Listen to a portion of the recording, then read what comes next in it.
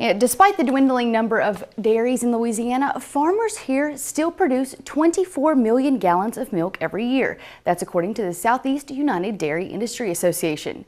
TWILA's Karl Wiggers shows us how dairy farmers in Tangipahoa Parish are working to teach the next generation all about the industry they love. With only 130 dairy farmers left in Louisiana, longtime leaders of the industry encourage this next generation to step up and take the reins. Lifelong dairyman Eugene Robertson supports 4-H events like this Dairy Day because they provide a platform to introduce children to the industry. Educating younger generations about dairy farming is important to Robertson because he isn't sure how long farmers his age can lead the industry. Because you got a lot of dairy farmers my age, older, but in this age group, that's not going to be dairying next year, regardless of how good the dairy prices get. So I'm hoping this will encourage. We got a few farmers we know of that has got in the last year or two, younger ones.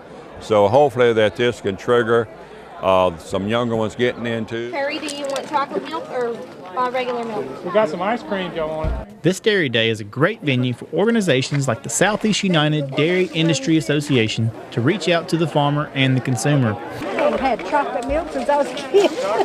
THUILA is a non-profit organization funded by these dairy families that helps to promote dairy foods across the South. Dairy experts from THUILA teach consumers why dairy is important to their health. Also, rural communities like this one can understand the value of dairy in their neighborhood. Registered dietitian Rebecca Turner explains how just 3 glasses of milk consumed every day can become an invaluable part of a healthy lifestyle. You know, what many consumers don't realize is that dairy foods, that's milk, cheese, and yogurt, contain 9 essential vitamins and minerals for good health. 3 of those, calcium, potassium, and vitamin D, have been found by the USDA to be nutrients of concerns for most Americans. So what this means is that most Americans aren't getting those nutrients, and milk is the #1 product for those. Because of low prices, Louisiana's dairy industry has been in a tough place. That made it a tough choice for young people interested in the dairy business to start milking. Things have changed. Today, however, prices have improved. Robertson believes the time is right for the next generation of dairy producers to get involved. I have enjoyed it for all my life, and I'm hoping it will get back to where other young people can enjoy it also, and it's headed that way, it looks like.